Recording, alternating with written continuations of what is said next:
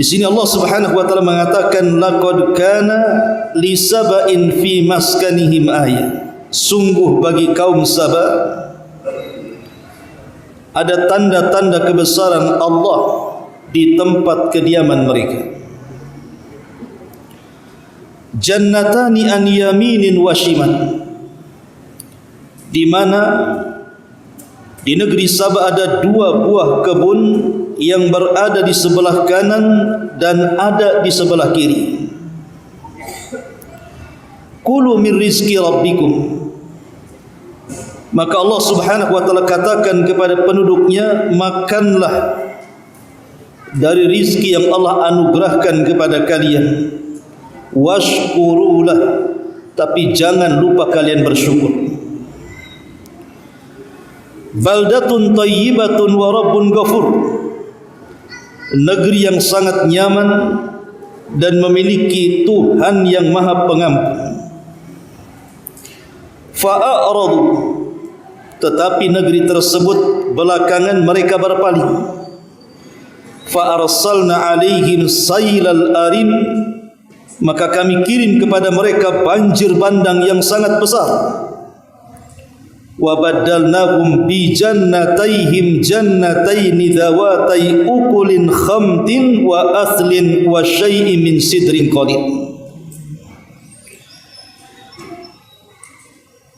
Dan kami ganti kedua buah kebun mereka dengan dua kebun yang ditumbuhi pohon-pohon yang berbuah pahit, pohon-pohon asal dan sedikit daripada pohon bidara. Dzalika jazainahum bima kafaru, demikianlah kami beri balasan kepada mereka karena kekafiran mereka. Wa hal nujazi illal kafur, dan kami tidak mungkin menjatuhkan azab melainkan hanya kepada orang-orang kafir. Ma'asyiral muslimin wal muslimat rahimani wa rahimakumullah. Cerita negeri Saba. Kalau kita cerita negeri Saba, berarti kita cerita tentang seorang nabi, Nabiullah Sulaiman alaihi salatu wassalam, dan seorang ratu yang bernama Balqis. Satu hari Nabi Sulaiman pernah membariskan pasukannya. Tiba-tiba ada satu pasukan burung tidak nampak di pasukan tersebut. Pasukan burung itu disebut hudhud. Maka setelah kemudian Nabi Sulaiman marah, kemudian mengancam, lau adzibannahu adzaban syadida aw la adzbahannahu aw la ya'tiyanni bi sultanin mubin. Kalau si hudhud itu tidak nampak di mataku sekarang, kupastikan aku akan hukum dia dengan sangat berat, atau kusembelih dia, kecuali kalau dia mendatangkan kepadaku satu bukti yang bisa menjelaskan alasan ketidakhadirannya. Tiba-tiba hudhud selang setelah Nabi Sulaiman memberikan ancaman, muncul pula dia di situ. Kemudian dia mengatakan, inni wajadtum ra'atan tamlikuhum wa utiyat min kulli syai'in wa laha arsun azim. Kata hudhud, wahai Sulaiman, baru saja aku terbang dan aku melihat ada satu negeri di mana negeri tersebut disebut Saba. Sungguh aku dapati pemimpin di negeri tersebut adalah seorang wanita, dan sungguh negeri tersebut memiliki singgasana yang sangat besar. Tetapi kata hudhud kepada Sulaiman, wajadtuha wa qaumaha yasjuduna lisyamsi min dunillah. Tapi sayang wahai Sulaiman, negeri tersebut penduduknya menyembah matahari. Maka ketika itu Sulaiman pun mengirim surat kepada negeri tersebut, ditujukan kepada Ratu Balqis, agar dia beriman kepada Allah Subhanahu wa taala. Singkat cerita, Ratu Balqis pun beriman kepada Allah, sehingga lambat laun negeri Sabah yang tadinya makmur semakin lebih makmur lagi karena keimanan penduduknya kepada Allah Subhanahu wa taala. Setelah Nabi Sulaiman meninggal dunia, Ratu Balqis juga meninggal dunia. Banyak diutus para nabi ke kerajaan Sabah ini. Menurut ahli tafsir, ada yang mengatakan 12 nabi, ada juga yang mengatakan 17 nabi. Dan ini sebuah nikmat dari Allah Subhanahu wa taala, di mana setiap nabi meninggal maka diutus nabi yang berikutnya, dan begitulah Bani Israel diberikan kenikmatan oleh Allah Subhanahu wa taala sampai pada waktunya. Ketika kemudian sudah tidak ada nabi yang diutus kepada mereka, mulailah penduduknya kufur. Penduduknya kufur mulai kembali menyembah matahari, dan sebagian mereka menyembah berhala-berhala selain daripada Allah Subhanahu wa taala. Dari sinilah maka Allah Subhanahu wa taala kirim azab kepada mereka. Negeri yang tadinya subur luar biasa, akhirnya Allah Subhanahu wa taala azab dengan menghancurkan kebun-kebunnya, dan tidak ada buah-buahan yang hidup kecuali hanya 3 pohon saja. Pertama khamtin, walaupun berbuah tapi pahit rasanya. Kemudian aslin, memang pohonnya besar rindang, tidak ada buah, hanya ada naungannya saja. Kemudian sidr, ma'ruf pohon sidr, pohon bidara, itu buahnya kan kecil-kecil, tidak mungkin mengenyangkan penduduknya. Begitulah Allah Subhanahu wa taala berfirman, la in syakartum la azidannakum wa la in kafartum inna adzabi lasyadid. Kalau kalian syukur, ku tambah nikmatku, tapi kalau kalian kufur, azabku sangat pedih. Surah As-Saba ini sebenarnya ada asbab nuzulnya. Jadi Nabi SAW mengingatkan orang-orang Quraisy, karena Allah telah banyak memberikan nikmat kepada mereka, tapi orang-orang Quraisy malah kufur. Pertama, Allah letakkan Baitullah Al-Haram di tengah-tengah orang Quraisy, dan itu sebuah nikmat yang Allah anugerahkan, di mana Baitullah tidak diletakkan di negeri-negeri manapun selain negeri Arab. Yang kedua, setelah peristiwa Abrahatul Asram, penyerangan Ka'bah oleh Abraha dengan pasukan gajahnya, kemudian Allah Subhanahu wa taala azab mereka dengan burung ababil, sehingga tidak ada yang tersisa dari pasukan Abraha kecuali lenyap dan dilulantakkan Allah. Maka berita ini menyebar. Ketika menyebar inilah mereka ketakutan dengan orang-orang Quraisy, sehingga orang-orang Quraisy berjalan kemana arah pun tidak berani manusia mengganggunya. Allah berikan keamanan dalam setiap aktivitas mereka. Baik mereka ke Syam, tidak ada yang mengganggu. Baik mereka ke Yaman, tidak ada yang mengganggu. Betul-betul Allah berikan keamanan. Kemudian yang ketiga, Allah anugerahkan rizki yang melimpah di tengah-tengah orang Quraisy itu, karena berkat perdagangan mereka. Maka Nabi SAW seolah-olah mengingatkan kepada orang-orang Quraisy, Allah sudah banyak memberikan nikmat kepada kalian, maka jangan kalian kufur. Kalau kalian kufur nikmat, tidak bersyukur kepada nikmat Allah, tidak mentauhidkan Allah, maka nasib kalian sama dengan nasibnya kaum Sabah. Disinilah turun ayat, laqad kana li saba'in fi maskanihim ayat. Sungguh bagi kaum Sabah ada tanda-tanda kekuasaan Allah di tempat kediaman mereka. Jannatani an yaminin wa shimal, karena ada 2 belah kebun yang sangat besar yang terbentang sebelah kiri dan kanan mereka. Ma'asyiral muslimin yang dimuliakan Allah Azza wa Jalla, kenikmatan kaum Sabah saya akan rinci sedikit. Betapa indahnya kaum Sabah ini.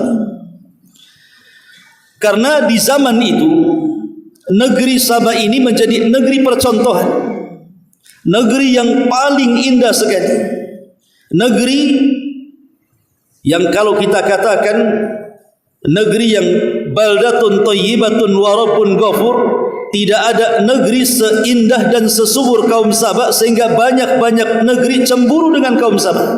Saking indahnya. Makanya Allah istilahkan dengan sorga. Pertama, ahli tafsir seperti yang dikatakan Imam Qatadah rahimahullahu ta'ala, di negeri Sabah ini, kalau ada seorang wanita hendak memanen buah-buahan di kebunnya, itu tidak perlu dipetik.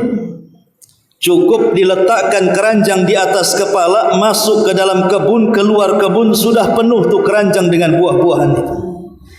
Karena ajaib itu. Masa tidak dipetik, tahu-tahu jatuh ke keranjangnya. Kemudian keluar keranjangnya sudah penuh. Nikmat mana lagi yang Allah anugerahkan kecuali kepada kaum Sabah ini. Yang kedua, di mana negeri Sabah ini tidak pernah kekurangan air. Karena dia punya irigasi besar yang berada di Ma'rib, seolah-olah air itu mengalir setiap hari tanpa kekurangan sama sekali. Dan anugerah air ini sangat besar karena Allah Subhanahu wa taala mengatakan wa ja'alnal ma' likulli syai'in hayyin, kami jadikan air itu segala sesuatu menjadi hidup. Yang ketiga, cuaca yang baik. Jadi kalau seandainya ada orang-orang yang masuk ke negeri Sabah, mereka membawa penyakit dalam badannya, masuk ke negeri Sabah sembuh penyakitnya. Bahkan kalau seandainya di kepalanya banyak kutu, di zaman itu kan banyak kutu tuh. Zaman saya masih kecil-kecil saja, rata-rata orang itu punya kutu di kepalanya. Nanti sama ibunya dicari, kemudian digigit, tah dimakan, tah diludahkan. Yang jelas zaman dulu banyak kutu. Jadi kalau ada orang yang banyak kutu di kepalanya masuk ke negeri Sabah, mati semua tuh kutu-kutunya. Kalau di kita kan terbalik, datang ke Batam tak ada kutu, masuk Batam pula banyak kutu. Jadi ini negeri yang luar biasa, memiliki cuaca yang bisa membunuh kuman-kuman dan penyakit-penyakit. Ini yang ketiga. Yang keempat, bukan hanya itu saja, kebun negeri Sabah itu tidak ada binatang-binatang baik kecil ataupun besar. Tidak ada kecoa, tidak ada lipan, tidak ada ular, tidak ada kalajengking, tidak ada semut, tidak ada nyamuk, tidak ada apapun masuk ke dalam kebun tidak gatal. Kalau kita masuk antum ke kebun Jabal Uhud sana, macam-macam binatang ada di situ. Keluar diam saja, masuk diam saja, keluar dari kebun garu-garu. Itu di negeri kita. Di negeri Sabah subhanallah tidak ada binatang kecil ataupun besar. Kemudian yang kelima, nikmat yang Allah Subhanahu wa taala anugerahkan kepada mereka, Allah utus banyak utusan. Banyak sekali utusan. Tadi saya katakan ada 12, ada sampai 17. Begitulah Bani Israel Allah Subhanahu wa taala berikan utusan, dan lebih daripada itu Allah gambarkan baldatun thayyibatun wa rabbun ghafur. Negeri yang dikatakan baldatun thayyibatun, atau istilah kita ini gemah rifah loh jinawi toto tentrem kartara harjo, atau itu istilah gitu ya. Seingat saya gitu, kalau menggambarkan sebuah negeri itu ya begitu orang negeri kita itu, saking indahnya gitu. Baldatun thayyibah, negeri yang indah. Wa rabbun ghafur, Rabb maha pengampun karena memang penduduknya mentauhidkan Allah Subhanahu wa taala. Coba negeri mana lagi? Sampai-sampai ahli tafsir menyebutkan 8 poin tentang negeri ini. Pertama, ketika Allah Subhanahu wa taala mengatakan baldatun thayyibatun wa rabbun ghafur, itu satu, baldatun thayyibatun wa rabbun ghafur menjadi kalimat yang menggambarkan betapa subur dan makmurnya negeri Sabah. Yang kedua, negeri yang selaras antara kebaikan alam dan kebaikan perilaku penduduknya. Jadi alamnya menghasilkan, penduduknya juga ramah-ramah. Yang ketiga, negeri yang subur makmur, tetapi penduduknya tidak lupa bersyukur kepada Allah Subhanahu wa taala. Makanya semakin hari nikmat semakin luas. Kemudian yang keempat, negeri yang seimbang antara kebaikan jasmani ataupun rohani penduduk. Kemudian yang kelima, negeri yang aman, tidak punya musuh, tidak ada perkelahian di dalamnya, baik musuh dari dalam ataupun musuh dari luar. Dan yang keenam, negeri yang maju dalam ilmu agama maupun ilmu dunia. Dan yang nomor 7, negeri dengan penguasa yang adil, soleh, serta penduduknya dihormati negeri-negeri yang lainnya. Dan yang terakhir, negeri yang di dalamnya terjalin hubungan harmonis antara pemimpin dan masyarakatnya. Itulah gambaran negeri Saba. Saking indahnya negeri ini sampai dijadikan nama satu surat dalam Al-Quran, Suratus Saba. Lalu apa dan siapa Saba ini? Ma'asyiral muslimin yang dimuliakan Allah Subhanahu wa taala. Dalam sebuah hadis, Nabi SAW pernah ditanya tentang siapa atau apa Saba itu. Apakah Saba itu ardun, dia sebuah negeri, au imra'atun, dia sebuah wanita? Maka Rasul mengatakan Saba itu laisa bi ardin wala imra'atin. Dia bukan negeri, bukan juga nama wanita. Walakinnahu rajulun, tapi Saba itu nama seorang raja. Wulida asyratun minal Arabi, di mana dia memiliki 10 anak keturunan Arab. Kemudian dari anaknya ini yang 6 tinggal di Yaman, yang kemudian akan menjadi kabilah-kabilah negeri Yaman, dan yang 4 tinggal di Syam. Jadi dahulu ada seorang laki-laki, ada yang mengatakan namanya Amir, ada yang mengatakan namanya Abdul Syamsi. Itulah raja yang menguasai Son'a Yaman. Satu hari raja ini melihat ada air yang melimpah di daerah Ma'rib. Kebetulan saya pernah belajar di Ma'rib. Jadi Ma'rib itu oleh sang raja dibuat irigasi bendungan besar dengan dipancangkan kayu-kayu besar, sehingga dari bendungan inilah keluar irigasi yang kemudian mengairi seluruh kebun-kebun di negeri Saba. Lah karena kemajuan pesat Ma'rib di kala itu, akhirnya Ma'rib dijadikan ibu kota. Karena dari situlah penghidupan orang-orang Saba di kala itu. Bahkan waktu saya pernah belajar di satu tempat namanya Bene Dhobian. Kebetulan markas tempat saya belajar belakangnya itu ada sungai. Itulah yang disebut dengan Sail Arim yang disebutkan dalam ayat ini. Jadi di belakang pondok itu ada sungai disebut Sail Arim. Itu ya sejarah kerajaan Saba juga. Jadi kalau di Ma'rib itu bendungan diangkat, maka kemudian sungai itu akan menjadi sungai, banjir gitu ya. Tapi kalau seandainya bendungannya ditutup, maka sungai itu menjadi kering dan berubah menjadi jalan. Jadi terkadang jadi sungai, terkadang jadi jalan, tergantung bendungannya tadi. Kalau lagi diangkat bendungannya, banjir, maka jadilah jalan itu menjadi air, itu disebut Sail Arim. Tapi kalau seandainya ditutup bendungannya, jadi jalan yang luar biasanya. Kalau sudah 2-3 hari itu, biasanya kan airnya nyusut tuh. Nanti ada genangan-genangan di jalan-jalan yang sifatnya rendah. Disitulah macam-macam ikan ada. Bahkan hampir setahun saya di situ itu makan ikan saja setiap hari. Ikan mujair. Mana Ustaz Aswad? Mana Ustaz Aswad tuh ceritanya. Jadi di situ ikan mujair itu bukan segede gini, ikhwan. Itu segini. Antum nangkap ikan mujair itu bukan kayak kita pakai mancing, ribuan tinggal diambil saja karena orang situ dah suka ikan. Bahkan ada satu ikan itu mungkin kayak kalau di kita itu disebut gabus ya, itu 1 meter itu banyak, segede paha. Itu kalau ditangkap diam saja, makanya kita istilahkan ikan bodoh-bodoh. Orang Yaman akhirnya ngikut ikan bodoh katanya. Padahal itu kita yang ngasih nama ikan bodoh-bodoh, kan ditangkap diam saja. Lah setiap hari kita makan ikan di situ. Karena kebetulan orang-orang Libya itu tidak suka makan ikan, ya kita aja yang suka makan ikan di situ. Hampir setahun saya makan ikan di situ. Jadi negeri Saba ini letaknya di Jazirah Arab, lebih tepat di Yaman, lebih tepat di Ma'rib. Karena di situ ada bekas peninggalan Ratu Balkis, menjadi destinasi wisata. Ya. Artinya banyak orang yang ke situ kemudian selfie ingin melihat peninggalan kerajaan Sabah. Lah ma'asyiral muslimin yang dimuliakan Allah Subhanahu wa taala, negeri Sabah ini negeri yang sangat subur luar biasa. Sampai-sampai kalau ada orang yang safar dari Yaman ke Syam itu tidak perlu bekal. Kenapa tidak perlu bekal? Karena airnya jernih, sepanjang jalan ada sumber air bisa minum dengan puas, dan kalau lapar tinggal metik saja. Jadi bolak-balik ke Syam itu tidak perlu bawa bekal. Bahkan seorang wanita sendirian tanpa mahram tidak ada yang berani mengganggunya. Saking nikmatnya negeri tersebut.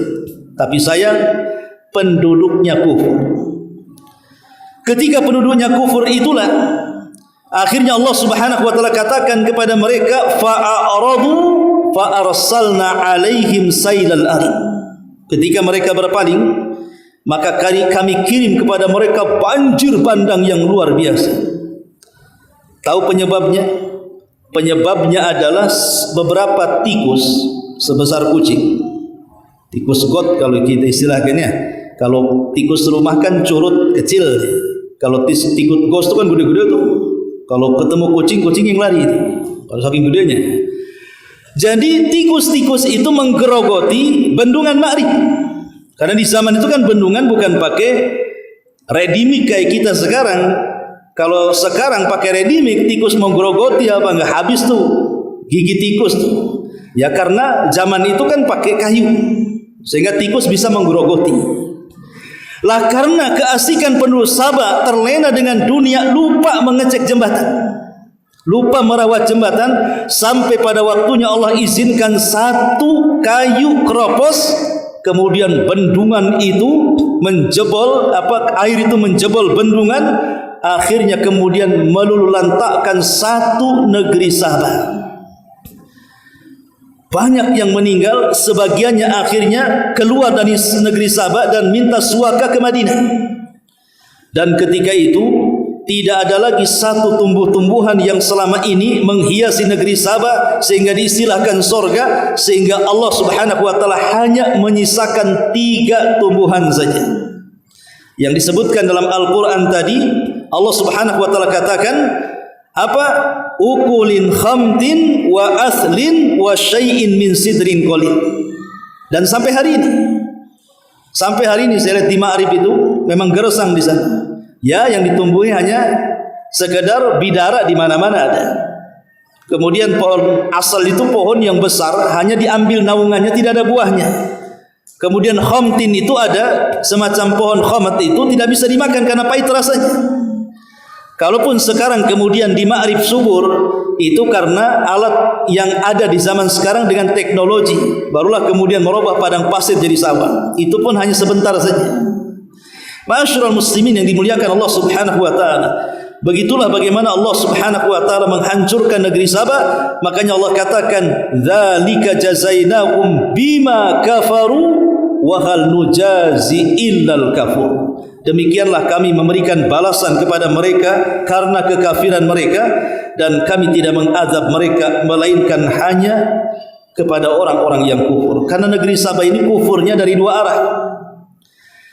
Pertama, kufur nikmat. Yang kedua, kufur kepada Allah Subhanahu wa taala alias melakukan kesyirikan, double kekufurannya. Makanya kemudian diazab oleh Allah Subhanahu wa taala, dan negeri yang dulunya indah menjadi runtuh, menjadi cerita di dalam Al-Qur'an. Maka ini penting bahwa negeri yang indah saja bisa Allah hancurkan kalau penduduknya kufur kepada Allah Subhanahu wa taala. Wallahu a'lam bishawab. Mudah-mudahan manfaatnya. Subhanaka wa bihamdika asyhadu an la ilaha illa anta astaghfiruka wa atubu ilaik. Allahu taala alam. Assalamualaikum warahmatullahi wabarakatuh.